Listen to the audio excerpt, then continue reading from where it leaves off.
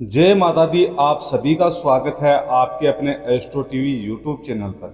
आप सभी पर माँ सिद्धिदात्री की कृपा सदैव बनी रहे। आज नवरात्रि के दिन सुनिए श्री दुर्गा सप्तशती पाठ का अध्याय 12 और 13। उससे पहले सुनिए अर्गला किलक स्रोत का हिंदी अनुवाद।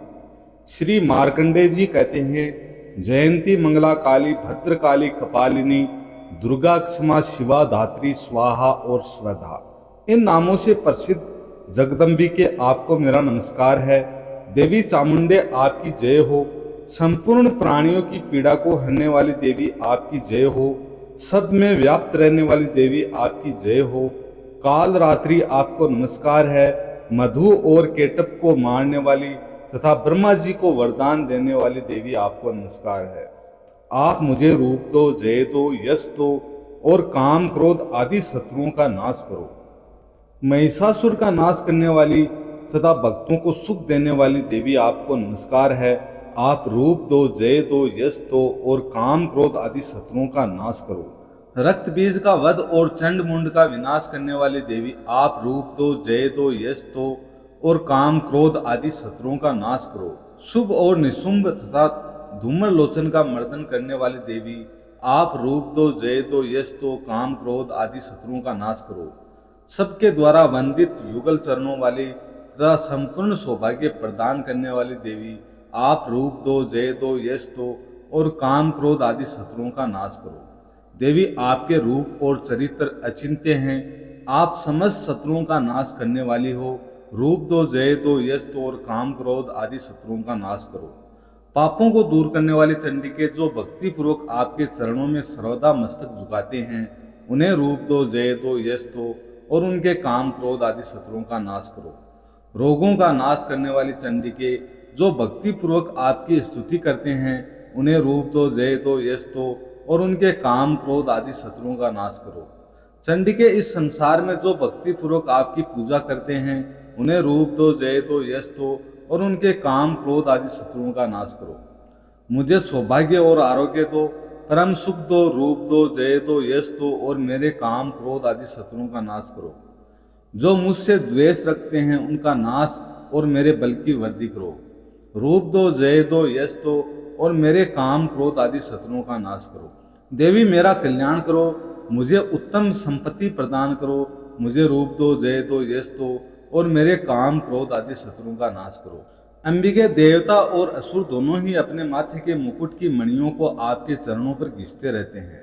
आप मुझे रूप दो, जय दो, यश दो और काम क्रोध आदि शत्रुओं का नाश करो। आप अपने भक्तजन को विद्वान, यशस्वी और लक्ष्मीवान बनाओ तथा रूप दो, यश दो, जय दो और उसके काम क्रोध आदि शत्रुओं का नाश करो। प्रचंड दैत्यों के द्रव का दलन करने वाली चंडिके मुझे शरणागत को रूप दो, जय दो, यश दो और मेरे काम क्रोध आदि शत्रुओं का नाश करो।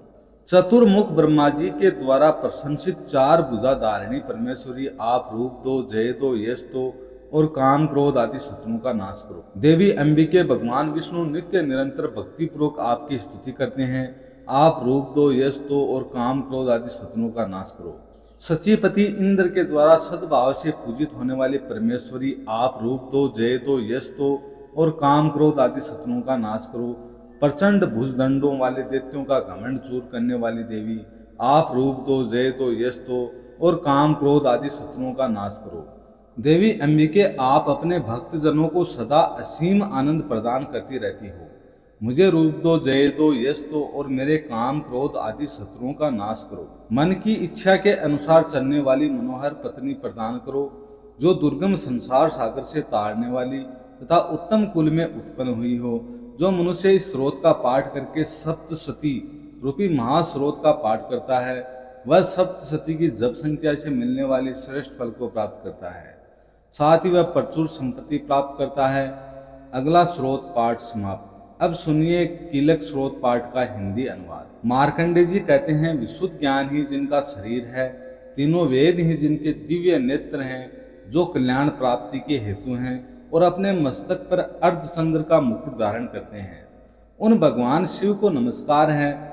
मंत्रों का जो अधिक कीलक है, अर्थात मंत्रों की सिद्धि में विघ्न उपस्थित करने वाले साप रूपी कीलक का जो निवारण करने वाला है, उस सप्तशती स्रोत को संपूर्ण रूप से जानना चाहिए और जानकर उसकी उपासना करना चाहिए। यद्यपि सप्तशती के अतिरिक्त अन्य मंत्रों के जप में भी जो निरंतर लगा रहता है वह कल्याण का भागी होता है। उसके भी उच्चाटन आदि क्रम सिद्ध होते हैं, उसे भी समस्त दुर्लभ वस्तुओं की प्राप्ति होती है। फिर भी जो अन्य मंत्रों का जप ना करके केवल इस सप्तशती नामक स्रोत से ही देवी की स्तुति करते हैं, उन्हें स्तुति मात्र से ही सच्चिदानंद स्वरूपिणी देवी सिद्ध हो जाती है। उन्हें अपने कार्य की सिद्धि के लिए मंत्र, औषधि और अन्य किसी साधन के उपयोग की आवश्यकता नहीं रहती। बिना जप के ही उनके उच्चाटन आदि समस्त अभिचारक कर्म सिद्ध हो जाते हैं। इतना ही नहीं, उनकी संपूर्ण अभीष्ट वस्तुएं भी सिद्ध होती हैं। लोगों के मन में यह शंका थी कि जब केवल सप्तशती की उपासना से अथवा सप्तशती को छोड़कर अन्य मंत्रों की उपासना से भी समान रूप से सब कार्य सिद्ध होते हैं, तब इनमें श्रेष्ठ कौन सा साधन है। लोगों की इस शंका को सामने रखकर भगवान शंकर ने अपने ही पास आए हुए जिज्ञासुओं को समझाया कि यह सप्तशती नामक संपूर्ण स्रोत ही सर्वश्रेष्ठ एवं कल्याणमय है। तदंतर भगवती चंडिका के सप्तशती नामक स्रोत को महादेव जी ने गुप्त कर दिया। सप्तशती के पाठ से जो पुण्य प्राप्त होता है उसकी कभी समाप्ति नहीं होती, किंतु अन्य मंत्रों के जपजन्य पुण्य की समाप्ति हो जाती है। अतः भगवान शिव ने अन्य मंत्रों की अपेक्षा जो सप्तशती की ही श्रेष्ठता का निर्णय किया, उसे यथार्थ ही जानना चाहिए। अन्य मंत्रों का जप करने वाला पुरुष भी यदि सप्तशती के स्रोत और जप का अनुष्ठान कर ले तो वह भी पूर्ण रूप से ही कल्याण का भागी होता है, इसमें तनिक भी संदेह नहीं है। जो साधक कृष्ण पक्ष की चतुर्दशी अथवा अष्टमी को एकाग्रचित होकर भगवती की सेवा में अपना सर्वस्व समर्पित कर देता है, फिर उसे प्रसाद रूप से ग्रहण करता है, उसी पर भगवती प्रसन्न होती है, अन्यथा उनकी प्रसन्नता नहीं प्राप्त होती। इस प्रकार सिद्धि के प्रतिबंधक रूप कील के द्वारा महादेव जी ने इस स्रोत को किलित कर रखा है। जो पूर्वोक्त रीति से निष्किलन करके इस सप्तशती स्रोत का प्रतिदिन स्पष्ट उच्चारण पूर्वक पाठ करता है, वह मनुष्य सिद्ध हो जाता है, वही देवी का पार्षद होता है और वही गंधर्व भी होता है। सर्वत्र विचरते रहने पर भी इस संसार में उसे कहीं भी भय नहीं होता। वह अब मृत्यु के वश में नहीं पड़ता और देह त्यागने के बाद मोक्ष प्राप्त लेता है। अतः कीलन को जानकर उसका परिहार करके ही सप्तशती का पाठ आरंभ करें। जो ऐसा नहीं करता उसका नाश हो जाता है। इसलिए कीलक और निष्कीलन का ज्ञान प्राप्त करने पर ही यह स्रोत निर्दोष होता है और विद्वान पुरुष इस निर्दोष स्रोत का ही पाठ आरंभ करते हैं। स्त्रियों में जो कुछ भी सौभाग्य आदि दृष्टिगोचर होता है वह सब देवी के प्रसाद का ही फल है। अतः इस कल्याणमय स्रोत का सदा जाप करना चाहिए। इस स्रोत का मंद स्वर से पाठ करने पर स्वल्प फल की प्राप्ति होती है और उच्च स्वर से पाठ करने पर पूर्ण फल की सिद्धि होती है। इसलिए उच्च स्वर से ही इसका पाठ आरंभ करना चाहिए। जिनके प्रसाद से ऐश्वर्य, सौभाग्य, आरोग्य, संपत्ति, शत्रुनाश तथा परम मोक्ष की भी सिद्धि होती है, उन देवी की स्तुति मनुष्य को अवश्य करनी चाहिए। इस प्रकार अर्गला और कीलक स्रोत समाप्त हुए।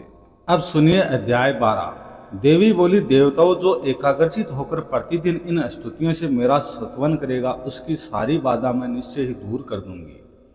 जो मधु कटप का नाम, महिषासुर का वध तथा सुम निशुम के संहार के प्रसंग का पाठ करेंगे तथा अष्टमी, चतुर्दशी और नवमी को जो भी एकाग्रचित हो भक्ति पूर्वक मेरे उत्तम महात्म्य का श्रवण करेंगे, उन्हें कोई पाप छू नहीं सकेगा।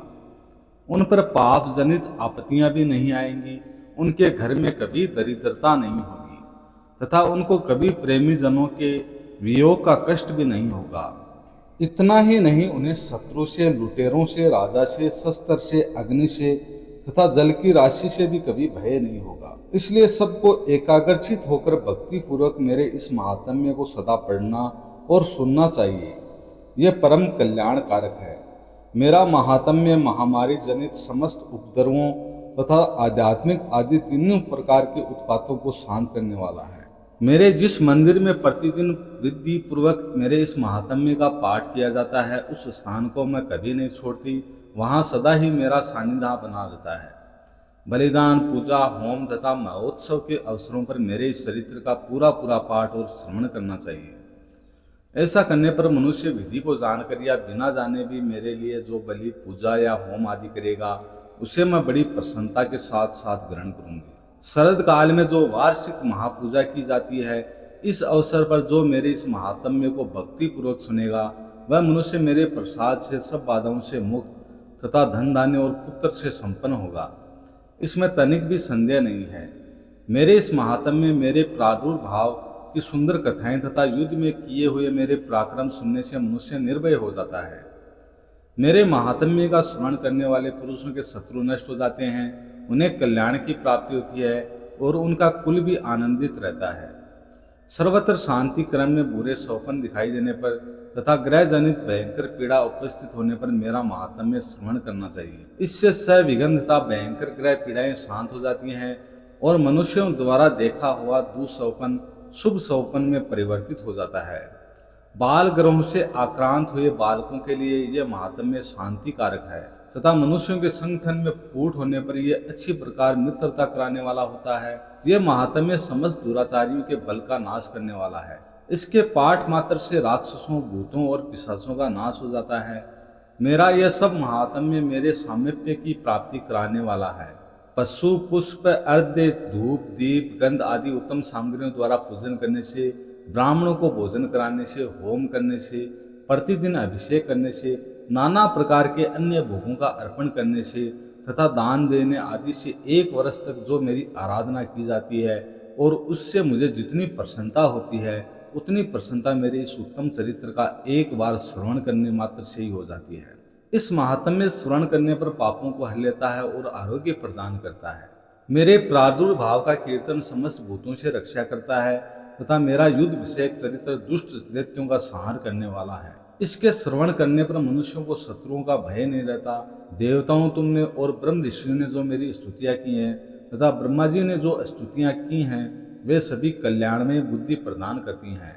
वन में, सोने मार्ग में या फिर दावनल से फिर गिर जाने पर, निर्जन स्थान में लुटेरों के दाम में पड़ जाने पर या शत्रुओं से पकड़े जाने पर अथवा जंगल में सिंह, व्याघ्र या जंगली हाथियों के पीछा करने पर, कुपित राजा के आदेश से वध या बंधन के स्थान में ले जाए जाने पर अथवा महासागर में नाव पर बैठने के बाद भारी तूफान से नाव के डगमगाने पर और अत्यंत भयंकर युद्ध में शत्रुओं का प्रहार होने पर अथवा वेदना से पीड़ित होने पर, सभी भयानक बाधाओं की उपस्थित होने पर जो मेरे इस चरित्र का स्मरण करता है वह मनुष्य संकट से मुक्त हो जाता है।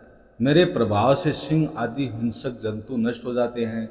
लुटेरे और शत्रु भी मेरे चरित्र का स्मरण करने वाले पुरुष से दूर भागते हैं। मार्कंडेय ऋषि कहते हैं, ऐसा कहकर प्रचंड पराक्रम वाली भगवती चंडिका सब देवताओं के देखते देखते वहां अंतर ज्ञान हो गई। फिर समस्त देवता भी शत्रुओं के मारे जाने से निर्भय होकर पहले की तरह यज्ञ भाग का उपयोग करते हुए अपने अपने अधिकार का पालन करने लगे। संसार का विध्वंस करने वाले महाभयंकर अतुल पराक्रमी देव शत्रु शुंभ तथा महाबली निशुंभ के युद्ध में देवी द्वारा मारे जाने पर शेष दैत्य पाताल लोक में चले आए। राजन, इस प्रकार भगवती अंबिका देवी नित्य होते हुए भी पुनः पुनः प्रकट होकर जगत की रक्षा करती है। वे ही इस विश्व को मोहित करती हैं और वे ही इस जगत को जन्म देती हैं और वे ही प्रार्थना करने पर संतुष्ट होकर विज्ञान एवं समृद्धि प्रदान करती हैं। राजन, महाप्रलय के समय महामारी का स्वरूप धारण करने वाली वे महाकाली ही इस समस्त ब्रह्मांड में व्याप्त हैं। वे ही समय समय पर महामारी होती और वहीं स्वयं अजन्मा होती हुई भी सृष्टि के रूप में प्रकट होती हैं। वे सनातनी देवी ही समयानुसार संपूर्ण भूतों की रक्षा करती हैं। मनुष्यों के अभ्युदय के समय में वे ही घर में लक्ष्मी के रूप में स्थित होकर उन्नति प्रदान करती हैं और वे ही अभाव के समय दरिद्रता बनाकर विनाश का कारण होती है। पुष्प, धूप और गंध आदि से पूजन करके उनकी स्तुति करने पर वे धन, पुत्र, धार्मिक बुद्धि तथा उत्तम गति प्रदान करती हैं। जय माता दी। इस प्रकार श्री मार्कंडेय पुराण में सावर्णिक मनवंतर की कथा के अंतर्गत देवी महात्म्य में फल स्तुति नामक 12वां अध्याय पूर्ण हुआ। अब सुनिए 13वां अध्याय और श्री दुर्गा सप्तशती के 13वें अध्याय में राजा सूरत और वैश्य को देवी के वरदान का वर्णन किया गया है। अध्याय प्रारंभ करने से पहले हम सब माँ दुर्गा का ध्यान करें जो उदय काल के सूर्य मंडल की सी कांत धारण करने वाली है, जिनकी 4 भुजाएं और 3 नेत्र हैं, जो अपने हाथों में 5 अंकुश वर एवं अभय की मुद्रा धारण किए रहती हैं। उन शिवा देवी का मैं ध्यान करती हूँ। मार्कंडेय ऋषि कहते हैं, राजन, इस प्रकार मैंने तुमसे देवी के उत्तम महात्म्य का वर्णन किया। जो इस जगत को धारण करती हैं उन देवी का ऐसा ही प्रभाव है। वे ही विद्या उत्पन्न करती हैं। भगवान विष्णु की माया स्वरूपा उन भगवती के द्वारा ही तुम ये वैश्य अथवा अन्याय विवेकी जनमोहित होते हैं, मोहित हुए हैं और आगे भी मोहित होंगे। महाराज तुम उन परमेश्वरी की शरण में जाओ, आराधना करने पर वे मनुष्यों को भोग, स्वर्ग तथा मोक्ष प्रदान करती हैं। मार्कंडेय जी कहते हैं, मेधा मुनि के ये वचन सुनकर राजा सूरत ने उत्तम व्रत का पालन करने वाले उन महाभाग महर्षि को प्रणाम किया। वे अत्यंत ममता और राज्य पर अपहरण से बहुत खिन्न हो चुके थे। महामुनि इसलिए विरक्त होकर वे राजा तथा वैश्य तत्काल तपस्या को चले गए और वे जगदम्बा के दर्शन के लिए नदी के तट पर रहकर तपस्या करने लगे। वे वैश्य उत्तम देवी सूक्त का जप करते हुए तपस्या में प्रवृत्त हुए। वे दोनों नदी के तट पर देवी की मिट्टी की मूर्ति बनाकर पुष्प, धूप और हवन आदि के द्वारा उनकी आराधना करने लगे। उन्होंने पहले तो धीरे धीरे आहार को कम किया, फिर बिल्कुल निराहार रहकर देवी में मन लगाए। एकाग्रता पूर्वक उनका चिंतन आरंभ किया। वे दोनों अपने शरीर के रक्त से प्रोक्षित बलि देते हुए लगातार 3 वर्ष तक स्वयं पूर्वक आराधना करते रहे। इस पर प्रसन्न होकर जगत को धारण करने वाली चंडिका देवी ने प्रत्यक्ष दर्शन देकर कहा। देवी बोली, राजन तथा अपने कुल को आनंदित करने वाले वैश्य तुम लोग जिस वस्तु की अभिलाषा रखते हो वह मुझसे मांगो, मैं संतुष्ट हूँ, इसलिए तुम्हें वह सब कुछ दूंगी। मार्कंडेय जी कहते हैं, तब राजा ने दूसरे जन्म में नष्ट न होने वाला राज्य मांगा तथा इस जन्म में भी शत्रुओं की सेना को बलपूर्वक नष्ट करके पुनः अपना राज्य प्राप्त कर लेने का वरदान मांगा। वैश्य का चित्त संसार की ओर से खिन्न एवं विरक्त हो चुका था और वे बड़े बुद्धिमान थे, अतः उस समय उन्होंने तो ममता और अहंता रूप आसक्ति का नाश करने वाला ज्ञान मांगा। देवी बोली, राजन तुम थोड़े ही दिनों में शत्रुओं को मारकर अपना राज्य प्राप्त कर लोगे। अब वहां तुम्हारा राज्य स्थिर होगा। फिर मृत्यु के पश्चात तुम भगवान विवस्वान अर्थात सूर्य के अंश से जन्म लेकर इस पृथ्वी पर सावर्णिक मनु के नाम से विख्यात होंगे। वैश्वर्य, तुमने भी जिस वर को मुझसे प्राप्त करने की इच्छा की है उसे देती हूँ, तुम्हें मोक्ष के लिए ज्ञान प्राप्त होगा। मार्कंडेय जी कहते हैं, इस प्रकार उन दोनों को मनोवांछित वर देकर तथा उनके द्वारा भक्ति पूर्वक अपने स्तुति सुनकर अंबिका देवी तत्काल अंतर ध्यान हुए। इस तरह देवी से वरदान पाकर क्षत्रियों में श्रेष्ठ सूरज सूर्य से जन्म ले सावणी नामक मनु होंगे। जय माता दी। इस प्रकार श्री मार्कंडेय पुराण में सावर्णिक मनवंतर की कथा के अंतर्गत देवी महात्म्य में सूरत और वैश्य को वरदान नामक 13वां अध्याय पूर्ण हुआ। उसके बाद श्री दुर्गा चालीसा का पाठ करना चाहिए और साथ ही क्षमा याचना करनी चाहिए। उसके बाद दुर्गा माता की आरती करनी चाहिए। प्रिय भक्तजनों, अब हम सभी मिलकर माता रानी से क्षमा याचना करते हैं ताकि हमारे द्वारा किसी भी गलती के लिए माता रानी हमें क्षमा कर सके। हे परमेश्वरी, मेरे द्वारा दिन सहस्त्रों अपराध होते रहते हैं, अतः आप मुझे अपना सेवक समझकर कृपा पूर्वक मेरे उन अपराधों को क्षमा करो। ना तो मैं आह्वान करना जानता हूँ, ना ही विसर्जन करना जानता हूँ, ना ही पूजा करना जानता हूँ। हे परमेश्वरी, मुझे क्षमा करो। हे सुरेश्वरी, मैंने जो मंत्रहीन, क्रियाहीन और भक्तिहीन पूजन किया है वह सब आपकी दया से पूर्ण हो। सैकड़ों अपराध करके भी भक्त आपकी शरण में आकर केवल जगदम्बे कहकर ही मोक्ष को प्राप्त करते हैं, जिसे ब्रह्मांडी देवगण भी पाने में असमर्थ होते हैं। हे जगदम्बिके, मैं अपराधी हूँ किंतु आपकी शरण में आया हूँ, अतः इस समय मैं दया का पात्र हूँ। आप जैसा चाहो वैसा करो। अज्ञानवश या बुद्धि भ्रम होने के कारण भूल से भी मैंने जो भी कुछ कम या अधिक कर दिया है, हे देवी, हे परमेश्वरी, सब अपराध क्षमा करो और प्रसन्न हो। हे जगन माता, हे कामेश्वरी, सच्चिदानंद स्वरूपिणी परमेश्वरी, आप प्रेम पूर्वक मेरी ये पूजा स्वीकार करो और मुझ पर प्रसन्न हो। आप गुप्त से भी गुप्त वस्तु की रक्षा करने वाली हो। आप मेरे द्वारा किए गए इस जप को ग्रहण करके मेरे सभी अपराधों को क्षमा करो। हे देवी, हे परमेश्वरी, आपकी कृपा से मुझे सिद्धि की प्राप्ति हो। आप सभी से एक बार निवेदन है, चैनल पर नए हैं तो चैनल को सब्सक्राइब कीजिए। तो आप सभी को ये जानकारी अच्छी लगी होगी। आप सभी से निवेदन है, चैनल पर नए हैं तो चैनल को सब्सक्राइब करें, वीडियो को ज़्यादा से ज़्यादा लाइक शेयर करें। जय माता दी।